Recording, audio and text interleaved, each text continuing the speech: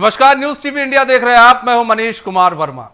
2027 विधानसभा चुनाव से पहले उत्तर प्रदेश में सियासी मुकाबला तेज हो गया है। सत्ता पक्ष और विपक्ष दोनों ही अब योजनाओं और वादों के जरिए जनता के अलग अलग वर्गों को साधने में जुटे हुए हैं। एक तरफ योगी सरकार युवाओं और इंफ्रास्ट्रक्चर से जुड़े बड़े फैसलों को अपनी उपलब्धियों के तौर पर पेश कर रही है, तो दूसरी तरफ समाजवादी पार्टी ने महिला वोट बैंक को साधने के लिए बड़े चुनावी वादे का ऐलान कर दिया है। योगी सरकार ने 60 साल से ज्यादा उम्र की महिलाओं को मुफ्त बस यात्रा, 25 लाख युवाओं को टैबलेट और गंगा एक्सप्रेसवे विस्तार जैसे फैसलों को आगे बढ़ाया। वहीं अखिलेश यादव और डिंपल यादव ने नारी समृद्धि सम्मान योजना के जरिए महिलाओं को आर्थिक सहायता देने का वादा किया है। यानी 2027 का चुनाव अब सिर्फ सत्ता की लड़ाई नहीं, बल्कि योजनाओं, वादों और सामाजिक समीकरणों की भी बड़ी परीक्षा बनने जा रही है। यह रिपोर्ट देखिए। यूपी सरकार के बड़े फैले उत्तर प्रदेश में सियासी हलचल तेज हो गई है। सत्ता पक्ष अपनी उपलब्धियों को जनता तक पहुंचाने में जुटा है, वही विपक्ष सरकार के कामकाज पर सवाल उठा रहा है। इसी बीच योगी सरकार ने महिलाओं, युवाओं और इंफ्रास्ट्रक्चर को लेकर कई बड़े फैसले किए हैं। सरकार ने लोक माता अहिल्याबाई मातृशक्ति योजना के तहत 60 साल से अधिक उम्र की महिलाओं को यूपी रोडवेज की बसों में आजीवन मुफ्त यात्रा की सुविधा देने का फैसला किया है। वहीं युवाओं को तकनीकी रूप से मजबूत बनाने के लिए स्वामी विवेकानंद युवा सशक्तिकरण योजना के तहत 25 लाख टैबलेट खरीद को मंजूरी दी गई है। इसके अलावा गंगा एक्सप्रेसवे को बिजनौर से हरिद्वार तक बढ़ाने की योजना को भी मंजूरी मिली है। योगी सरकार लगातार युवाओं और रोजगार को अपना बड़ा मुद्दा बना रही है। सरकार का दावा है कि निवेश और औद्योगिक परियोजनाओं के जरिए प्रदेश में रोजगार के नए अवसर पैदा हुए हैं। इसी के लिए आपने देखा होगा, प्रधानमंत्री जी ने देश की संसद में नारी शक्ति वंदन अधिनियम पारित करवाया। संसद और विधानसभाओं में भी महिलाओं को 1/3 प्रतिनिधित्व प्राप्त हो, अनिवार्य रूप से प्राप्त हो, इसके लिए कानून बनाया। मोदी जी उसको 29 में लागू करना चाहते थे, लेकिन एक कांग्रेस और समाजवादी पार्टी ने विरोध कर दिया। अभी संसद में पेंडिंग है। अवसर मिलने पर उसे पारित करने की दिशा में कार्य किया जा रहा है। और ये महिलाओं को प्रतिनिधित्व मिलना चाहिए। ये एक चैरिटी नहीं या एक इकोनॉमिक इंटीग्रेशन है। जो वुमेन पार्टिसिपेशन को उत्तर प्रदेश में जो हमने 12% से 36% तक पहुंचाया है, हमारा प्रयास है ये कम से कम 50% तक पहुंचना ही चाहिए। इसको आगे बढ़ाना है। हर हाल में इसको आगे बढ़ाने की दिशा में किए जाने वाले प्रयास आज यहां पर हम सबके सामने हैं।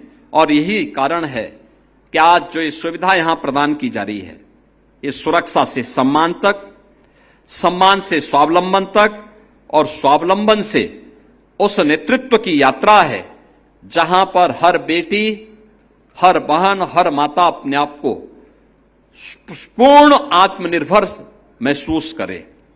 और उसी को ध्यान में रख करके डबल इंजन की भारतीय जनता पार्टी की सरकार ने बेटी के जन्म पर खुशी हो, उसकी पढ़ाई पर निवेश हो, उसकी सुरक्षा पर भरोसा हो, उसके काम पर सम्मान हो, उसकी आय पर उसका अधिकार हो और उसके सपनों की उड़ान को पूरा एक इकोसिस्टम के साथ हम जोड़ सकें, इस दृष्टि से इसे हमने आगे बढ़ाने का काम किया है।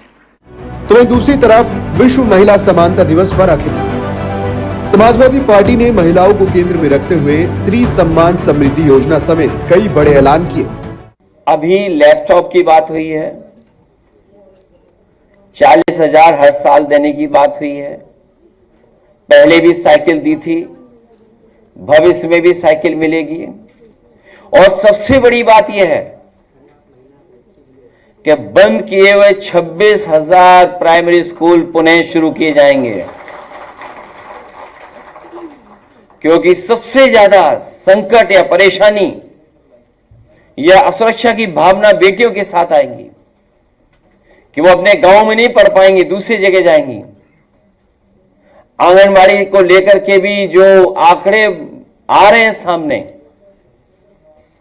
वो ऐसे आंकड़े हैं कि अगर आप देखोगे तो खुद ही ताज्जुब कर जाओगे कि 10 साल की सरकार और डबल इंजन की सरकार ने आंगनवाड़ियों का क्या हाल कर दिया है। और न्यूट्रिशन मिशन पहले भी चला था, आने वाले समय में भी चलाने का काम समाजवादी सरकार में होगा। नारी शक्ति का विकास कहने से नहीं, उन्हें सच्चा प्रतिनिधित्व देने से होगा। पीढ़ी में आदिवादी के रूप में शामिल हर स्त्री का सम्मान और समृद्धि हमारा संकल्प है।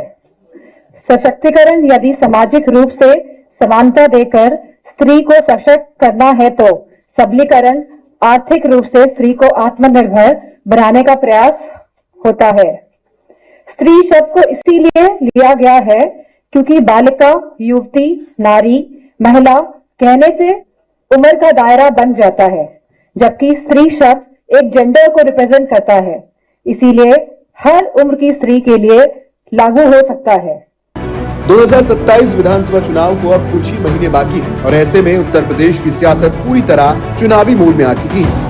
मुख्यमंत्री योगी आदित्यनाथ से लेकर अखिलेश यादव तक हर दल मतदाताओं को साधने की कोशिश में जुटा है। युवा, महिलाएं, बुजुर्ग और किसान हर वर्ग को अपने पाले में लाने के लिए सरकार और विपक्ष की ओर से एक के बाद एक योजनाओं और बड़े ऐलानों का सिलसिला जारी है। एक तरफ योगी सरकार अपने कामकाज और योजनाओं के दम पर लगातार तीसरी बार सत्ता में वापसी का लक्ष्य आगे लेकर बढ़ रही है, तो दूसरी तरफ अखिलेश यादव के सामने लगातार 2 चुनावी हार के बाद सत्ता में वापसी की बड़ी चुनौती है। इसी रणनीति के तहत अखिलेश यादव ने भी 2027 से पहले महिलाओं के लिए नारी समृद्धि सम्मान योजना जैसे बड़े चुनावी वादे का ऐलान कर दिया है। यानी 2027 का चुनाव सिर्फ सत्ता की लड़ाई नहीं, बल्कि योजनाओं, वादों और सियासी रणनीतियों की भी बड़ी परीक्षा बनने जा रहा है। दोनों खेमे अपने अपने काम और वादों के साथ जनता के बीच पहुंच रहे हैं। हर वर्ग के मतदाता को अपने पक्ष में करने की कोशिश कर रहे हैं, लेकिन फैसला मतदाता के हाथ में है। जनता किसके वादों पर भरोसा करती है, किसके काम को बेहतर मानती है और किसे अगले 5 साल के लिए सत्ता की जिम्मेदारी देती है, इसका जवाब 2027 के विधानसभा चुनाव में ही मिलेगा। Bureau report, news TV India.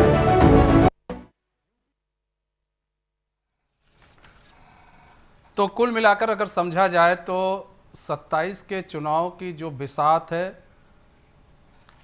पूरी बिसात जो है बिछ चुकी है उत्तर प्रदेश में 2027 के चुनाव को देखते हुए। और ऐसे में बात करें, अब फ्री बीज का जो है समय आ चुका है। अब आप किसी भी पार्टी को देखेंगे, अब वो चुनावी वादे करने शुरू कर चुके हैं। एक तरफ जो कि सत्ता में बीजेपी गवर्नमेंट है, वो भी लगातार अब फ्री बीज की बात कर रही है। तो विपक्ष में जो सबसे ज़्यादा मजबूत है, विपक्ष में सपा उत्तर प्रदेश के अंदर, वो भी अब फ्री बीज की बात कर रही है। स्त्री समान समृद्धि के तहत 40,000 सालाना देने की बात की गई है। साइकिल, लैपटॉप दिए जाएंगे। बंद किए गए 26,000 जो प्राइमरी स्कूल है उसे खोलने का वादा किया गया है। जैसा कि अखिलेश यादव ने कहा कि साइकिल और लैपटॉप हम पहले भी देते आए हैं, हम अब भी देंगे, 40,000 सालाना देंगे स्त्री सम्मान समृद्धि। लेकिन सवाल उठते हैं, क्योंकि बिहार में जब चुनाव था, विधानसभा चुनाव,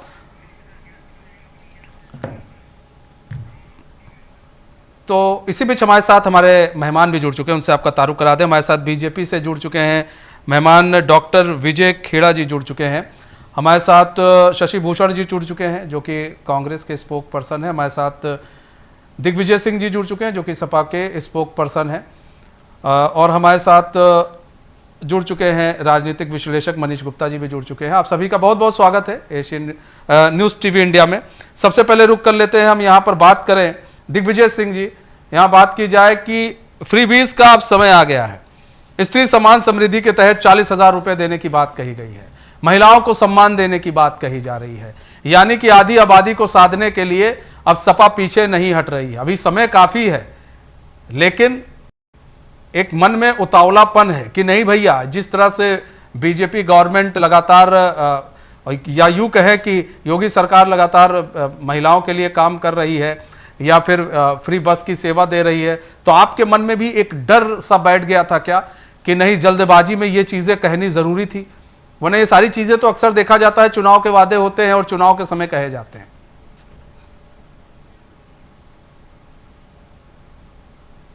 इस पर आपने आपने आज डिबेट रखी।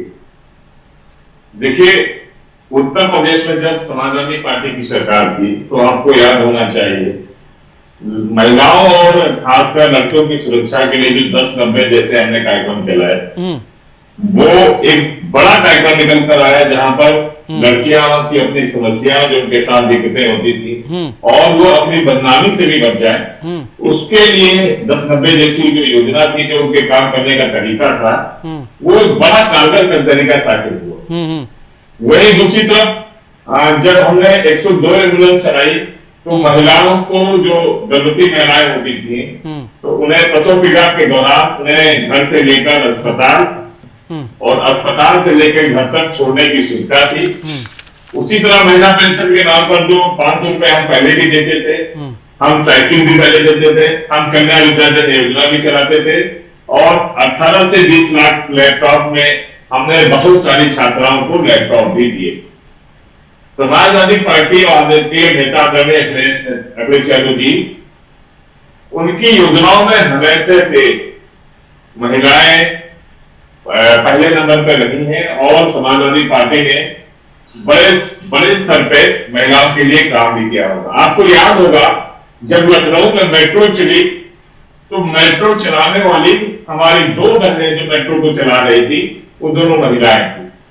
तो समाजवादी पार्टी की सरकार में लगातार महिलाओं का सम्मान हुआ और भविष्य में भी जो योजना हम लेकर आए हैं, ये कहते कुछ है, ये तो लैपटॉप और जो टैबलेट देने की आज बात कर रहे हैं, आप इनका 2017 का घोषणा पत्र देखिए। 17 के घोषणा पत्र में उन्होंने लैपटॉप और स्मार्टफोन और टैबलेट देने की बात की थी, प्लस 2 GB डाटा देने की भी बात की। लेकिन वो कहाँ गया टैबलेट, कहाँ गया फोन, कहाँ गया इनका जो लैपटॉप है? ये चुनावी वर्ष में आकर ये सब काम करना चाहते हैं। ये सारी योजनाएं तब आते हैं जब इनका चुनाव करीब आ जाता है। पिछले 4-4.5 साल में इन्हें याद क्यों नहीं आया? और इनकी सरकार लगातार केंद्र में भी है, यहाँ भी है, तब इनकी योजनाएं क्या चली जाती है? जब चुनावी वर्ष आता है, कम समय रह जाता है, तब ये सारी घोषणाएं करते हैं और लोग वोटरों को, खासकर महिलाओं को रिझाना चाहते हैं। 2023 सितंबर में 5 महिला बिल अभी तक क्यों नहीं लागू किया गया, यह प्रश्न किस पर बनता है? जो 116 संशोधन करके उन्होंने 2023 में महिला बिल पास हो गया था और सितंबर में ही राष्ट्रपति द्वारा साइन भी हो गया था, पारित हो गया था, संशोधन हो गया था। अभी तक लागू न करने की वजह क्या थी, ये भी तो भारतीय जनता पार्टी क्यों नहीं बताते उनके लोग? उत्तर प्रदेश के मुख्यमंत्री क्यों नहीं बताते हैं? भारतीय जनता पार्टी की सरकार में इन्हीं की महिला विधायक मंदिर में जाने नहीं दी जाती क्योंकि वो दलित वर्ग से आती है। इन्हीं की सरकार में हमने देखा कि हाथरस में एक दलित बेटी की जब बलात्कार के बाद हत्या हो जाती है तो पुलिस उसको आधी रात में टायर में पेट्रोल डीजल डाल के जला देती है। और इन्हीं की सरकार में हमने ये भी देखा कि जब लखीमपुर में एक ब्लाक प्रमुख का पर्चा भरने जाती एक महिला, तो भारतीय जनता पार्टी के जो नेता है दुशासन बनकर उनका कपड़ा छीनने का, कपड़ा खींचने का काम करते हैं। तो इस भारतीय जनता पार्टी से हम कुछ उम्मीद नहीं कर सकते। भारतीय जनता पार्टी के इनके नेता तो कह देंगे जो बात हमने कही थी वो तो जुमला है। इनके नेता तो कहते आए हैं कि 15 लाख वाली बात सुबह जुमला थी, चुनावी जुमला। तो इनको तो कहते हैं तो समझ नहीं आएगी कि जो हमने कहा था वो जुमला। जब इन्होंने घोषणा पत्र का ये हमारा घोषणा पत्र नहीं है, ये हमारा सौगंध पत्र है। और वो सौगंध कहाँ चली गई? ठीक है, कहाँ गया? कहाँ गई वो बातें? डॉक्टर ठीक है, जवाब भी ले लेते डॉक्टर विजय खेड़ा जी, जवाब दीजिए।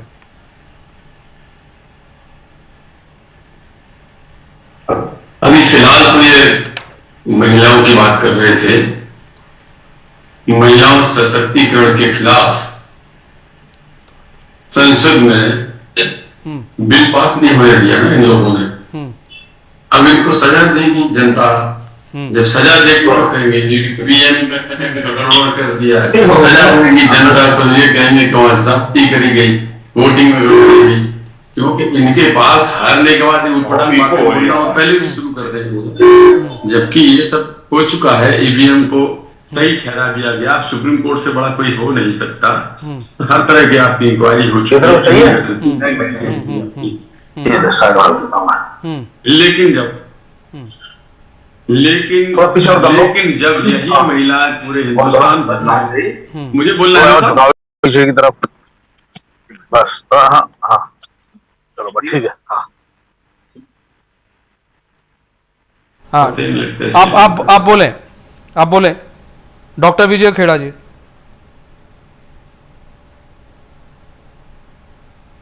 डॉक्टर विजय खेड़ा जी, आपको आवाज आ रही है? आवाज बहुत दिक्कत कर रही है सर। आप बोले आपकी आवाज हमको साफ आ रही है। मैं फिर से बोलूं? जी विजय खेड़ा जी, अपनी बात पूरी रखें। नहीं, विजय खेड़ा जी ने, मैं दिग्विजय सिंह देव बोल रहा। नहीं विजय खेड़ा जी, आप सर आपको आवाज आ रही है? पता लगता है सोच के बारे में।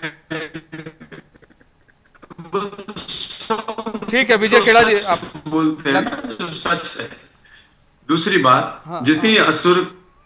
हाँ ठीक है विजय खेड़ा जी, लगता है आपके विजय खेड़ा जी हम आपके पास आते हैं, लगता है नेटवर्क इशू है। हम पीसीआर से कहेंगे जरा उसको दिखवा लें।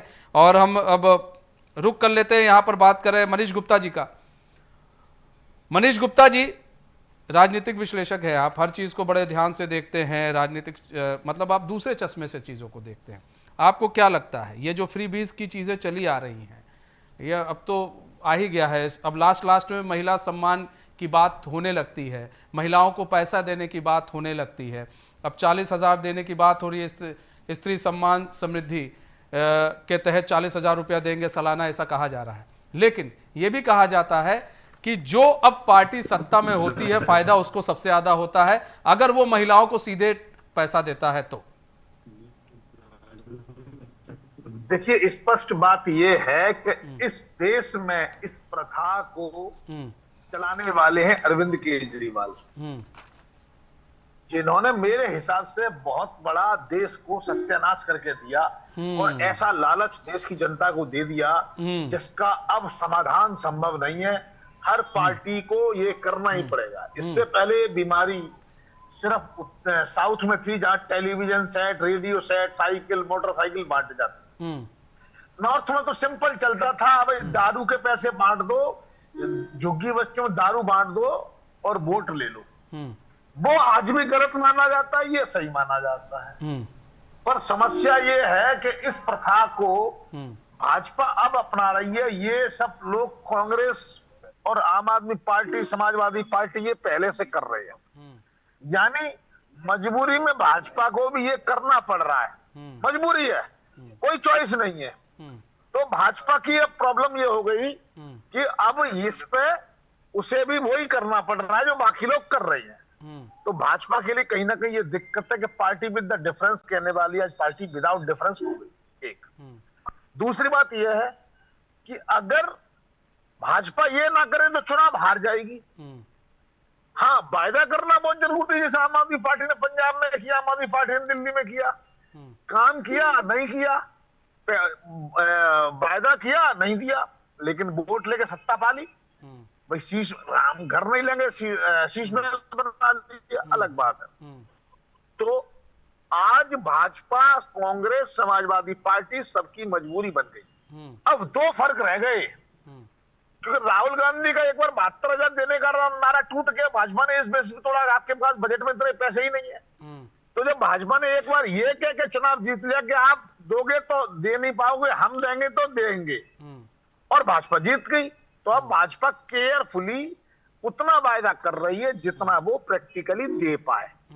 तो ऐसे में रोडवेज की बस फ्री करना या 40,000 रुपए देना, बाद में इसमें कंडीशन लगा देंगे कि गरीब महिलाओं को देंगे, सिर्फ दलित महिलाओं को देंगे या पिछड़ों दलित को देंगे, या जिसकी इनकम ज्यादा उसको नहीं देंगे, बाद में कार्ड बनेंगे, टाइम पास कर लिया जाएगा। पर खैर फिलहाल चुनाव जीतने के लिए मुद्दा हो चुका है, क्योंकि अखिलेश यादव ने इससे बड़ी योजना की घोषणा कर ली है। उन्होंने कहा 40,000 इनसे ले लो, 20,000 हम भी दे देंगे, हम लैपटॉप, उन्होंने कहा लैपटॉप हमने दिया, टैबलेट हमने दिया। स्थिति खराब। अब आते हैं दूसरा पक्ष, जनता का पक्ष। क्या जनता वास्तव में इतनी लालची है कि मोदी जी ने फ्री में राशन दिया तो 80 करोड़ लोगों को फ्री राशन, अब जगह जगह कोई 2,000 बांट रहा है, कोई 5,000 बांट रहा है, कोई टैबलेट बांट रहा है, कोई मोटरसाइकिल, कोई टीवी, कोई कुछ।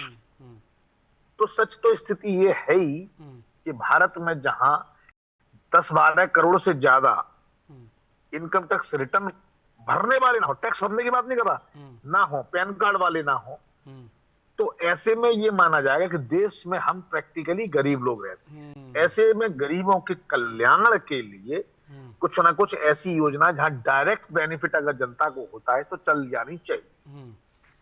लेकिन उसमें क्या है, अब हमारे यहाँ देश में एक प्रॉब्लम है, यहाँ गरीब का मतलब पिछड़ा, गरीब का मतलब दलित मान लिया जाता है, लेकिन सवर्ण भी तो गरीब है, तो उसको आरक्षण से जोड़ के उसे बेनिफिट नहीं दिया। तो गरीबों के लिए ऐसा करना ठीक है। मुझे तो ऐसा लगता है कि मोदी जी को पूरे देश में सबको इलाज फ्री कर देना चाहिए जिसकी इनकम 10 लाख से कम है। ठीक है, शशि भूषण वर्मा जी यहाँ बात करें। शशि भूषण वर्मा जी आपका रुख कर लेते हैं। शशि भूषण वर्मा जी, इधर तो उत्तर प्रदेश में अब कहानी जो है शुरू हो चुकी है, लेकिन कांग्रेस कहाँ है सर? इस पूरे रण में कांग्रेस अभी नहीं दिख रही है।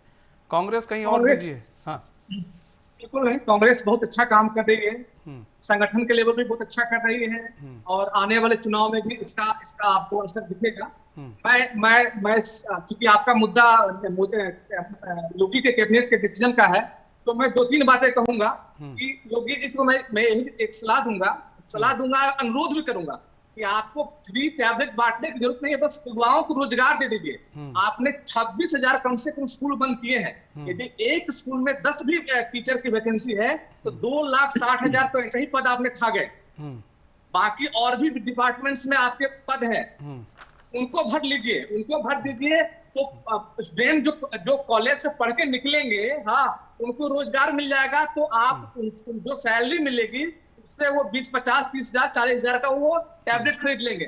और दूसरी बात कि आरक्षण पे सबसे ज्यादा हमला केंद्र सरकार के बाद कोई कर रही है, कोई सरकार देश में, तो जो योगी सरकार है। पिछड़ों के, दलितों के, वंचितों के आरक्षण पे सबसे ज्यादा हमला योगी सरकार कर रही है।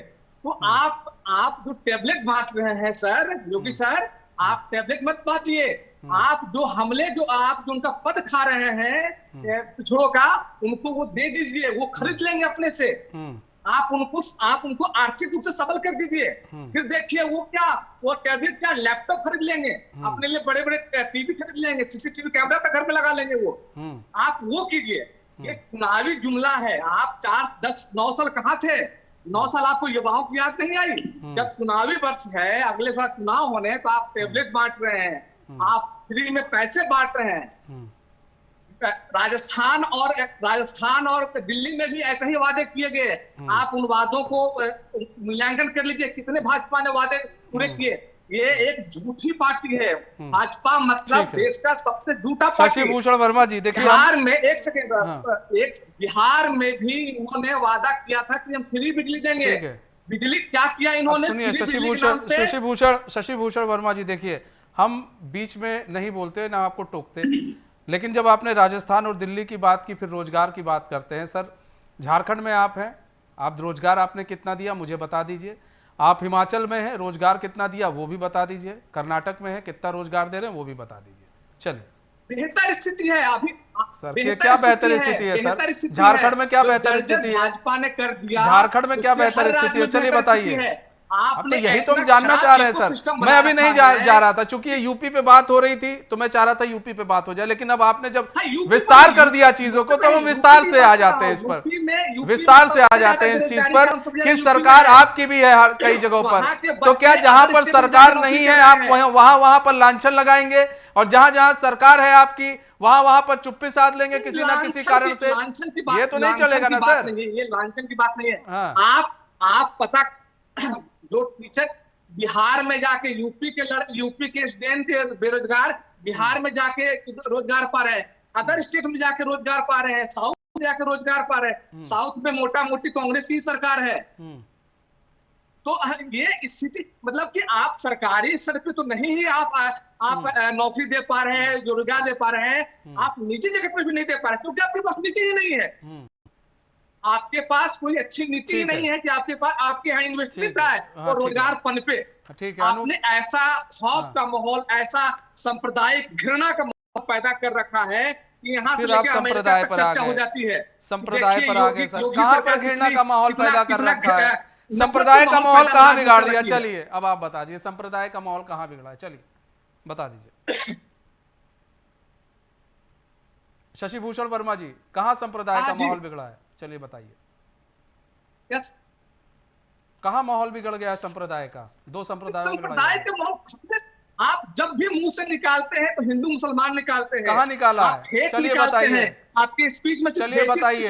मैं आपसे पूछ रहा हूँ कैसे आएगा सर, मैं पूछ रहा हूँ इन्वेस्टमेंट कैसे आएगा सर, मैं पूछ रहा हूँ यहाँ पर पूंजी क्यों लगाएगा? आपके यहाँ के मुख्यमंत्री तो कहते हैं हमारी पार्टी सिर्फ मुसलमानों की पार्टी। मुसलमान यानी कि कांग्रेस, कांग्रेस यानी मुस्लिम। नहीं, हमारी पार्टी सर ऐसा मत कहिए ना, फिर ऐसा मत कहिए। हमारी पार्टी सबकी हम उस पर जाएंगे तो बहुत सारी चीज हो जाएगा सर। आपने संप्रदाय कहा कि सीएम योगी ये कह रहे हैं कि हम जो भी योजना लाते हैं समान लोगों के लिए लाते हैं, सबके लिए लाते हैं। सीएम योगी का कहना है हम जिसके लिए भी योजना लाते हैं सबके लिए लाते हैं, यहाँ पर कोई हिंदू मुसलमान नहीं है, सबका साथ सबका विकास। फिर आप संप्रदाय की बात कर देते हैं लास्ट में। यहाँ पर कहाँ संप्रदाय आ गया सर? आप गलत डायरेक्शन जा रहे हैं। मैं कह रहा हूं हम डायरेक्शन गलत नहीं है, हम आपके नेताओं की बात कर रहे हैं सर। मैं जो कहना चाह रहा हूँ, आपके यहाँ रोजगार क्यों है? रोजगार नहीं है आपके यहाँ, बेरोजगारी आलम इतनी बड़ी क्यों है? इसलिए है क्योंकि आपने ऐसा इकोसिस्टम बना रखा है, ऐसा हेज का माहौल बना रखा है कि बाहर से इन्वेस्टमेंट नहीं आ रहा है आपके पास। क्यों नहीं कहते हैं? बेरोजगारी दर कितनी कम हुई है जरा ये भी देख लीजिए। ठीक है, अनुप कुमार पांडे जी जवाब दीजिए, इनको बताइए कि बेरोजगारी दर कम हुई है कि नहीं हुई है उत्तर प्रदेश में? कौन से बेरोजगारी दर कम हुई है? अनुप कुमार पांडे जी जवाब दीजिए।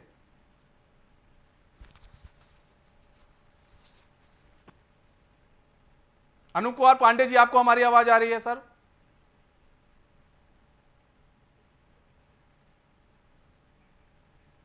ठीक है, माफ कीजिएगा। यहां पर विजय खेड़ा जी, बेरोजगारी दर आप बताइए कितनी आपको लगता है कि क्या उत्तर प्रदेश में कम नहीं हुई है, बढ़ती ही गई है?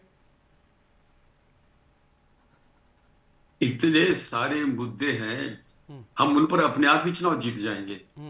जहां तक रोजगार का सवाल है वो तो एक लाइन की बात है, लेकिन इसके अलावा बहुत सारी बातें। 11 लाख रोजगार हमने दिए हैं, ये तो ओपनली दिए हैं, सरकार में उसकी बात कर रहे हैं। बाकी लोगों को अपने पैरों पे खड़े करने का काम रोजगारी करें। बिजनेसमैन और व्यापार करने वाले लोग नौकरी करने वालों से ज्यादा तरक्की करते हैं, उनका ज्यादा विकास होता है, वो ज्यादा बेहतर पोजीशन में है हिंदुस्तान में, ऐसा नहीं है। तो इसलिए लोगों का रोजगार की तरफ ज्यादा ध्यान जा रहा है, धंधा व्यवसाय की तरफ ज्यादा ध्यान जा रहा है बजाय नौकरी में जाने के। ये सच बात है और इसीलिए लोग MBA फलाना इस तरफ रुझान बढ़ रहा है लोगों का। सबसे बड़ी बात है कानून व्यवस्था। जिस सरकार में, समाजवादी पार्टी की सरकार में, जिसको लोग उत्तर प्रदेश में शुद्ध रूप से गुंडा सरकार कहने लगे थे और वो सच भी था, तो वो कानून व्यवस्था जब हमने सुधारी तो अकेली कानून व्यवस्था के ऊपर ही पूरा चुनाव हो गया था पिछली बार और जीते थे अच्छी तरह से। अभी वो व्यवस्था जो कानून की हमने सुधारी थी वो बनी हुई है, बिगड़ने नहीं दी गई। इन्होंने लाख प्रयास किए, कई तरह के षड्यंत्र रचे हमारे विरोधी दलों ने, लेकिन वो बिगाड़ नहीं पाए। दूसरा, महिलाओं का जितना विश्वास इस समय भारतीय जनता पार्टी में है, उत्तर प्रदेश की बात नहीं पूरे हिंदुस्तान भर में, और बिहार में देख लिया, बंगाल में देख लिया, एक एक करके। तो जहां हमारी सरकार है वहां द्वारा तो इनका आना ही मुश्किल हो जाता है। जैसे केंद्र में है, गुजरात में है, बहुत कम जगह है जो बीच में कभी आ जाए तो आ जाए। तो वो सवाल इसका है कि हमारा नेतृत्व दोनों जगह, केंद्र में और उत्तर प्रदेश में सशक्त है और जनता का ध्यान रखने वाला है। तीसरी बात, हमने किसानों का इतना ख्याल किया कि जो 10-10 साल से 20 साल में कभी ऐसा नहीं हुआ कि गन्ना व्यापारियों, उगाने वालों के पेमेंट, उनके मिलों के पेमेंट 2-3 साल नहीं होते थे। हम हर साल देते हैं और उनके ड्यूज कई साल तक कैरी फॉरवर्ड नहीं होते हैं। चौथा, हमने जितने बैकवर्ड एरियाज थे उनकी तरफ बहुत ध्यान दिया है, खास तौर से ईस्टर्न यूपी और बुंदेलखंड जो बिल्कुल बैकवर्ड था, अभी तक 70 साल में कोई पूछता नहीं था। आज बुंदेलखंड के में पूरा का पूरा रोड का जाल बिछ गया है और एक नोएडा की तरह 70 साल में अपनी भी सरकार गिरा गए, एक से लग गए। आपका नंबर आएगा, आपको खूब बोलने दिया जाएगा। हम तो बैठे हैं 4 लोगों को सुन के। 36,000 लोगों 36 करोड़ 1000 करोड़ रुपया लगाने के बाद इतनी तरक्की हुई है। इतने सारे रूट वहां बन गए, नोएडा की तरह पूरा एक बीड़ा तैयार हो गया झांसी के अंदर, डिफेंस कॉरिडोर हो ही गया। तो मैं ये कह रहा हूँ इसी तरह ईस्टर्न एक्सप्रेस जो इन्होंने नेग्लेक्ट किए थे एरिया, उन एरिया पे अभी हम लोगों ने बहुत ज्यादा ध्यान दिया है। इन सब कारणों से महिलाओं के खिलाफ आप रहते हैं शुरू से, उनका कभी इज्जत तो करना छोड़ ही दीजिएगा। यहाँ तक कि हमने आपसे बताया था जब बच्चे स्कूल में जाते थे तो महिलाएं बैठी रहती थी चिंतित कि कब तक लौट आएगा, पकड़ तो नहीं हो जाएगी, बच्चे तो नहीं उठाए ले जाएंगे। फिर इसके बाद समाजवादी पार्टी के लोग बैठ के उनका फैसला करवाते थे, एफआईआर दर्ज नहीं की जाती थी, नकली आरटीओ बन के बैठ के पैसा इकट्ठा करते थे समाजवादी पार्टी के। ये हर क्षेत्र में था, उसका जवाब देंगे, उसका नतीजा इनको मिल गया है। रहा कांग्रेस का सवाल, बस 1 मिनट और, तो कांग्रेस की हालत ये है ना तो राष्ट्रीय स्तर पर इनका नेतृत्व ऐसा है, इनकी सारे संगठन खत्म हो गए। महिला कांग्रेस का पता नहीं, युवक कांग्रेस का पता नहीं, एनएसयूआई का पता नहीं, किसी सेवा दल तो बिल्कुल ही गोल हो गया, किसी का कोई अधिवेशन होता नहीं 10 साल से, नहीं तो लाखों आदमी आते थे, अधिवेशन होते थे दिल्ली में, सब बंद कर दिया गया। तो कांग्रेस तो खुद गोद में बैठ के समाजवादी पार्टी के कुछ तो 5-7 सीटें जीत गई है लोकसभा में, तो उसकी गोद में जाके बैठ गए, तो कांग्रेस का तो सत्यानाश हो ही चुका है। अब ये फिर उन्हीं की गोद में जाके बैठ के लड़े, इनके पास तो बचा नहीं, ना नेता कुछ कहीं नहीं है, ना वर्कर्स है, तो इनका तो चुनाव में होना कुछ नहीं है। समाजवादी पार्टी इनसे मिलकर चुनाव ये लड़ेंगे फाइनली, और वो काम कर होगा नहीं। मुसलमान आजकल हमारे साथ है, गैस सिलेंडर में हमने उनको दिया, आवास उनको दिया, शौचालय उनके घर में बनाए, बिना किसी भेदभाव के। ये हर मुसलमान महिला, और अब कहीं भी इंटरव्यू ले लीजिए सब खुद बोलेंगे। यहाँ बात करें और जब गुंडों को हमने पकड़ा है, तो चाहे अतीक अहमद हो, चाहे विकास हो, चाहे दुबे, कोई ठीक है। दिग्विजय सिंह जी, बात की जाए यहाँ पर, आज डिम्पल यादव को सामने आना पड़ा। ठीक है दिग्विजय सिंह जी, आज डिम्पल यादव को सामने आकर जो स्त्री सम्मान समृद्धि है उसके बारे में बताना पड़ा कि हम 40,000 रुपया देंगे। आपको नहीं लग रहा है कि एक मिनट सर, पूरा सवाल तो हो जाने दीजिए, नहीं लग रहा है आपको कि एक नेतृत्व की जो कमी है वो अब सपा के अंदर दिखने लगी है? या तो अखिलेश यादव बयान देते हैं या डिम्पल यादव बयान देती हैं। कभी कभार ऐसा होता है कि चाचा शिवपाल यादव जो है वो बयान दे देते हैं, वरना वो भी कभी कभार की बात है। यानी कि फ्रंट फुट पर अभी कोई नहीं है, सिर्फ अखिलेश यादव और के अलावा, फिलहाल डिम्पल यादव तो आज सामने आ गई, वरना अखिलेश यादव के अलावा फ्रंट फुट पर कोई नहीं है। नेताओं की कमी लग रही है आप लोग को, क्योंकि जिस तरह से आपने 40,000 की बात कही, आपको मैं बता देता हूं, आरजेडी ने जब विधानसभा चुनाव होने वाले थे बिहार के अंदर, आरजेडी ने भी कोई कमोबेश इसी तरह का वादा किया था। उन्होंने भी कहा था माई बहन योजना लाए थे, 30 लाख सालाना योजना की बात थी, लेकिन वहां पर भी फेल हो गए थे। तो क्या नहीं लगता है कि जो सत्ता में है बेनिफिट उसी को ज्यादा मिलता है? क्योंकि बिहार में फिर आपने देखा कैसे महिलाओं के खाते में पैसे गए, झारखंड से ये चीजें शुरू हुई, झारखंड में आपकी सरकार थी, मैया सम्मान योजना के तहत जब चुनाव लड़ा गया तो बीजेपी ने एक पूरा नैरेटिव सेट किया कि भाई हम आएंगे तो फिर महिलाओं को सम्मान देंगे, इनसे ज़्यादा सम्मान देंगे। फिर वहाँ की सोरेन सरकार ने तुरंत महिलाओं का पैसा बढ़ा दिया, तुरंत खाते में पैसा गया, और हुआ यूं कि झारखंड में सरकार बन गई। लाडली बहना योजना की भी कमोबेश यही चीज़ देखने को मिली। तो आपको नहीं लगता जो सत्ता में है फायदा उसको ज़्यादा मिलता है? देखिए, भारतीय जनता पार्टी का यही काम तो सोचने वाला है कि जब चुनाव आता है उससे 2 महीने पहले योजना लेकर आते हैं। बिहार में भी पहली किस्त चुनाव से पहले जारी की गई, अभी तक दूसरी किस्त का पता नहीं। हमारी बात को ध्यान से समझिए, समाजवादी पार्टी की सरकार ने, आदरणीय अखिलेश यादव जी ने 2014 में समाजवादी पेंशन योजना जारी की, जिसमें बीपीएल जो लो पॉवर्टी लाइन के नीचे महिला थी, जिनके पति नहीं थे या जो भी महिलाएं आती थी, उनको 500 रुपए महीना दिया जाता था, यानी 6,000 रुपए साल। तो 2014, 15, 16, 17 हमने लगातार ये समाजवादी पेंशन योजना चलाई। ये घोषणा आप लेकर आ रहे हैं, लेकिन हमने वो काम करके दिखाया है। हमने बच्चों के हाथ में लैपटॉप देके दिखाया है। हमने महिला सुरक्षा के लिए 10-90 जैसी फिर 2 बार पीछे क्यों रह गए? फिर 2 बार से क्यों शिकस्त आपको? आप हमारी बात समझिए, देखिए 2 चीजें।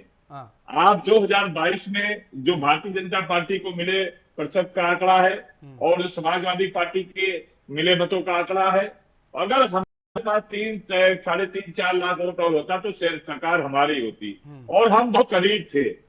समस्या इस बात की है कि भारतीय जनता पार्टी देश की भोली भाली जनता को हर समय डराने का काम करती है। अभी आप कह रहे थे ना कि कहाँ कम्युनिस्ट सांप्रदायिक बात कहते हैं। अरे उत्तर प्रदेश में राजनीतिक मंचों से, चुनावों में मंचों से क्या कहा गया कि समाजवादी सरकार में दिवाली पे लाइट नहीं आती थी, रमजान पे लाइट आती थी। कब्रिस्तान की बात कही गई, कपड़ों से, गाड़ी से पहचानने की बात की गई। ये सांप्रदायिक बातें नहीं थी।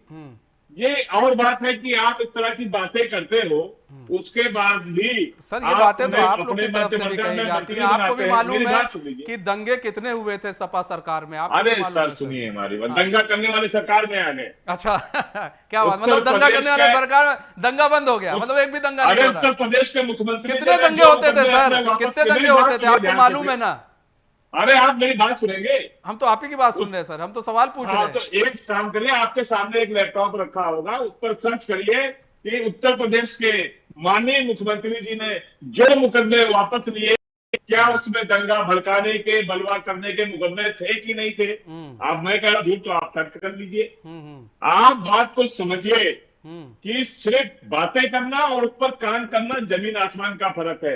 एनसीआरबी के डाटे, जो लेटेस्ट डाटा आया है, उसमें आप देखिए कि कितने 76% क्राइम का ग्रोथ बढ़ा हुआ है।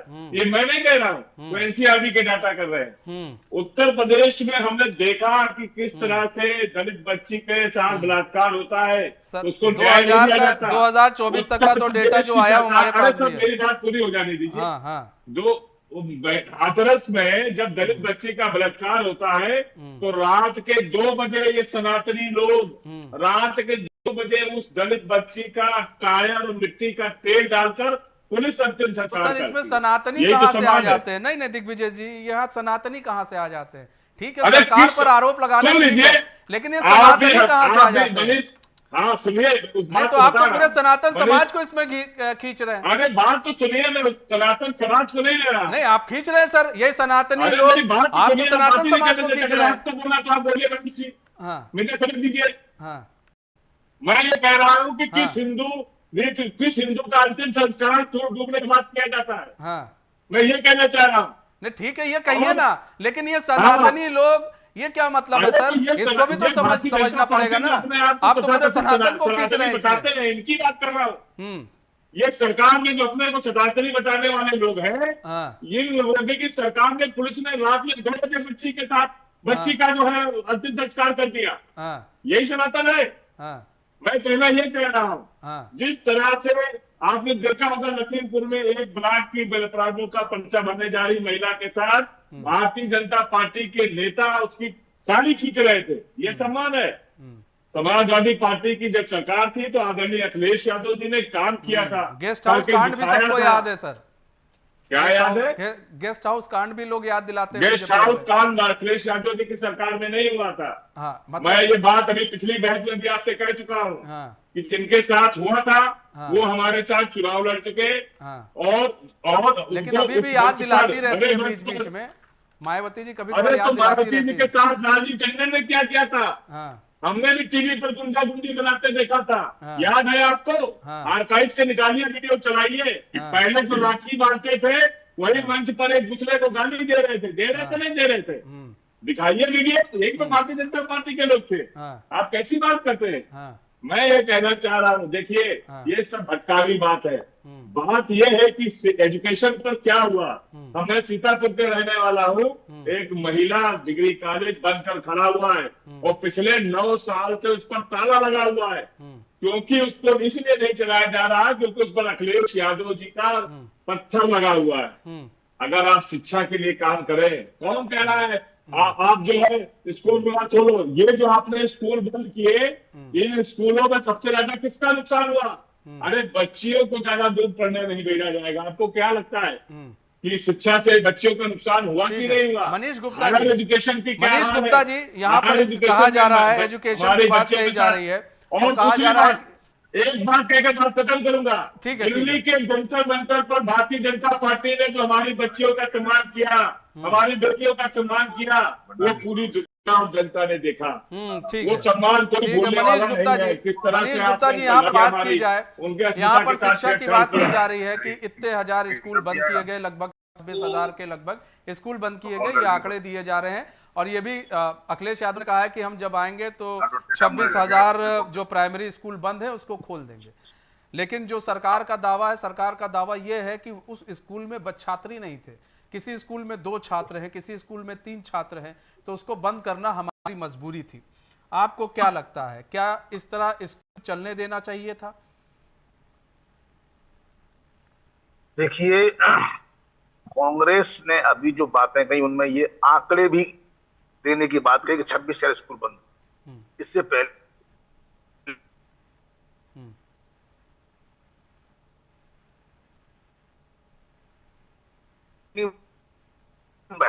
महिलाओं को ठीक है, लगता मनीष गुप्ता जी आपकी ऑडियो साफ नहीं आ रही है। हाँ ठीक है, मनीष गुप्ता जी अगर आप ड्राइव कर रहे हैं तो अपनी गाड़ी प्लीज रोक लीजिएगा और एक जगह खड़े होकर आप चर्चा कर सकते हैं। हम बात करते हैं यहाँ पर डॉक्टर विजय जी, आपसे बात करते हैं। डॉक्टर विजय जी, आपको क्या लगता है क्यों बंद किए गए स्कूल, और स्कूल को लेकर तमाम अब सवाल उठ रहे हैं, अब फिर सवाल उठाए जा रहे हैं। अखिलेश यादव कह रहे हैं हम आएंगे तो ये 26,000 जो प्राइमरी स्कूल है उनको सबसे पहले खोलने का काम करेंगे। आप पिछले चुनाव में देखिए तो ये बातें अब उतनी महत्वपूर्ण नहीं रह गई है। लोगों की महत्वपूर्ण बातें हैं वो या तो विकास पर वोट दे रहे हैं लोग या कानून व्यवस्था पे दे रहे हैं। आज योगी जी की जो लोकप्रियता है ऐसी हो गई है कि हर प्रदेश की जनता चाहती है कि एक योगी हमको मिल जाए, हमारे यहाँ भी योगी मुख्यमंत्री हो जाए। हर एक प्रदेश में हालत है कि योगी को चाहिए। आपने हमेशा देखा होगा और सुना होगा। ये उनकी ईमानदारी सबसे बड़ी ताकत है। सारी हिंदुस्तान में एक एक बच्चा, एक एक आदमी जानता है कि योगी से बड़ा ईमानदार नेता कोई हो ही नहीं सकता। इतना साधारण उनका रहने का तरीका है, इतना साधारण खर्चे हैं उनके, तो लोगों को विश्वास। सबसे बड़ी बात तो ये है कि इसमें भ्रष्ट नेताओं की नगरी में ईमानदार आदमी मिलना मुश्किल हो चुका है। पहली बात तो सबसे बड़ी। दूसरी, कानून व्यवस्था के बारे में वो बिल्कुल भी समझौता करते नहीं है। जब इनका राजनीतिक बुलडोजर चलेगा ना और निकलेंगे चुनाव में, सारे के सारे एक तरफ धाराशाही होते चले जाएंगे। आपको देख लेना उस चुनाव में। और जब इतनी सीटें आएंगी तब फिर मशीन का रोना चालू करेंगे ये उस समय, जबकि मशीन से कोई चीज नहीं कर सकता। हम जहां हारते हैं उसी हम दिन लोकसभा में हारे, हमने ईमानदारी देखी वो है। स्थिति नहीं बना पाए जो दिखाई दे रही हमने थी। ईमानदार सरकार सीटें मिल गई, 33 सीटें। ऐसा कोई तो उस समय नहीं बना जो फंसा नहीं। ठीक हो गई, जैसे ये कुछ जीत भी के कहिए तरफ आप। ठीक हो जाता है। जिस प्रदेश में कुछ भी हिमाचल में कहिए जीते आप। मशीनें ठीक होती हैं, और जब बुरी तरह अपने पापों को नहीं देखते कि इन्होंने किया क्या है, क्यों महिला अरे आरक्षण EVM का विषय विरोध नहीं किया है। आपने, एक ही चीज पे हार अभी जाओगे। EVM विषय तो नहीं ये है। बाकी बात है। जैसे ही ये अभी पढ़ी EVM विषय ही लिखी नहीं है। नर्सिस, ठीक डॉक्टर, है। टीचर्स, आंगनबाड़ी, जो लोग सरकारी सर्कल में जो क्लर्क्स हैं, ऑफिसर, इन्हें आप जबरदस्ती लेके जा रहे हैं, वीडियो भी आते हैं कि आपको पता ही नहीं जबरदस्ती लगेगा आपको कि बुलाया वोट जा कैसे रहा है। पाएगा महिलाओं का एक तरफा। वो देखती हैं, पढ़ी लिखी महिलाएं सब समझती हैं कि आरक्षण का आप विरोध करते हैं, आप सुरक्षा उनको दे नहीं सकते हैं, चेन आपने लुटवा देनी है, रेप आपके अरे साहब, इतिहास NCRT के डाटा आपके खिलाफ है।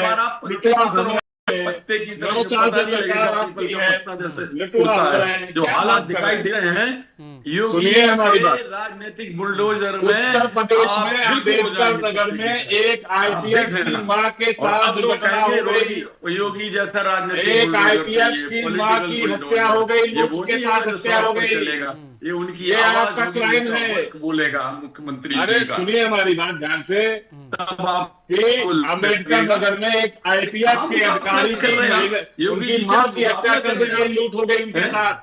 उस शासन का हमने मुकाबला देखा करना कितना ठीक है, मनीष जी, मनीष जी। मुजफ्फरनगर में और रात को एसपी अरे 2013 मुजफ्फरनगर छोड़िए। दिग्विजय सिंह हम जी कह रहे हैं 2013 का अम्बेडकर नगर में आपके कहने पर एक वो IPS अधिकारी दिग्विजय सिंह जी वो भूल जाते हैं, अपना दौर भूल जाते हैं दिग्विजय सिंह अरे जी। ठीक है, यहाँ पर बात करें। बोलना सकता से आप जवाब दीजिए ना। ठीक है मनीष गुप्ता जी, यहाँ हम आपके पास आप आते हैं। बैठे मनीष हैं, गुप्ता जी, सरकार में जवाब नहीं ठीक है देंगे। मनीष गुप्ता जी, इमेज बनाइए,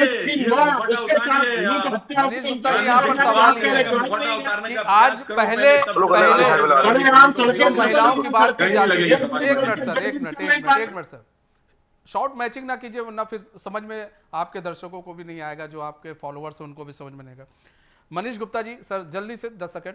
मनीष गुप्ता जी यहाँ पर बात की जाए, स्कूल बंद करने की बात है, 26,000 स्कूल बंद हुए, क्या लगता है सरकार का भाई कहना है कि जब बच्चे नहीं हैं स्कूल बंद करना मजबूरी है, कहीं पर 2 टीचर हैं 3 बच्चे हैं तो ऐसे जगहों पर स्कूल बंद कर दिए जा रहे हैं। कई ऐसे जो समस्याएं सामने आई तो सरकार ने स्कूल बंद किए। तो क्या लगता है इस दावे में कितनी सच्चाई है? दूसरी चीज़ ये कि यहाँ पर बात महिलाओं की जब करते हैं, महिला सम्मान की बात करते हैं, आपने सपा शासन भी देखा, आपने योगी शासन भी देखा। अगर आपको हम चुनाव करने के लिए कहें तो आपको क्या लगता है कौन बेहतर रहा? जल्दी से सर। देखिए, निश्चित रूप से सबसे पहले हम स्कूल के जवाब पे आते हैं। किसी भी आंकड़ों को आप एक मुश्त नहीं देख सकते कि भारत में आधी आबादी गरीब है, ऐसे कहने से बात नहीं बनेगी। 26,000 स्कूल बंद हुए तो क्या उस स्कूल में जितने भी जो टीचर थे क्या उनको निकाल दिया? क्या नहीं। अगर टीचरों को नहीं निकाला इसका मतलब उन्हें किसी दूसरे विभाग में जोड़ा, किसी दूसरे स्कूल में भेजा। इसका मतलब है कि उन टीचरों को उन स्कूलों में भेजा जहां जरूरत थी। तो इसका मतलब रोजगार में कोई घटावट नहीं हुई, कोई रोजगार नहीं खराब हुआ। अब सरकार कह रही है कि जहां बच्चे बिल्कुल कम हैं या बिल्डिंग धराशायी हो रही है या बिल्डिंग खराब है, प्रैक्टिकली पॉसिबल नहीं हो पा रहा, तो उन्होंने उन बच्चों को दूसरे स्कूल में भेजा। ठीक है, यहाँ बात कर ले। ठीक है सर, पढ़ रहे हैं। हाँ। इसका मतलब ये है हाँ। बच्चे भी बेहतर है। अब वो टीचर जो ज्यादा बच्चों को पढ़ा, इसका मतलब है ज्यादा इफेक्टिव यूटिलाइजेशन हो रहा है। तो प्रैक्टिकली सरकार ने ये सोच के किया, सरकार को क्या फर्क पड़ना था, ठीक है भाई पढ़ रहे हैं, पर ये होती है काम की इफेक्टिवनेस। हम गाड़ी फ्री चला रहे हैं, हम गाड़ी भर के चला रहे हैं। ये तो ऐसे में मुझे लगता है कुछ स्कूलों में 2 ही बच्चे क्यों रह गए, इसका कोई विचार नहीं किया जाएगा। ठीक है, सिर्फ 2 बच्चे क्यों विद्यालय में रह गए, इस पर विचार नहीं होना चाहिए। ठीक है, ठीक है। क्या गांव की आबादी खत्म हो गई? ठीक है, क्या एक विद्यालय से दूसरे विद्यालय का दूरी नहीं देखी जाएगी? यही तो कह रहे हैं, एक नया पंचायत से एक ग्राम सभा से विद्यालय की दूरी नहीं देखी जाएगी। मनीष गुप्ता जी ये कह रहे हैं कि भाई जहां पर बच्चे कम हैं या फिर जहां पर टीचर्स ज्यादा थे, बच्चे कम थे, जहां स्कूल बंद हुए, ऐसा तो नहीं है कि उन लोगों को कहीं निकाल दिया है। नहीं आपके पास है, पंचायत छोड़ रहे हो, पता है नहीं कुछ? पता है? अरे चीखिए मत, चिल्लाइए मत, पता कुछ है? आप और आगे अरे भाई तो आप बता दीजिए, चिल्लाइए मत, बीपी हाई हो जाएगा। अरे चिल्लाइए मत, अरे भाई चिल्लाइए मत। ठीक है सर, ठीक है, ठीक है। हमारा समय बस हमें इतने की इजाजत देता है। बहुत बहुत धन्यवाद आप सभी मेहमानों का हमारे साथ जुड़ने के लिए और अपना बहुमूल्य समय हमें देने के लिए। तो 2027 का चुनाव धीरे धीरे नजदीक आता जा रहा है और उत्तर प्रदेश की सियासत की जो आग है वो लगातार भड़कती जा रही है। फिलहाल मुझे दीजिए इजाजत, तो खबरों के साथ बने रहने के लिए देखते रहिए न्यूज़ टीवी इंडिया। नमस्कार।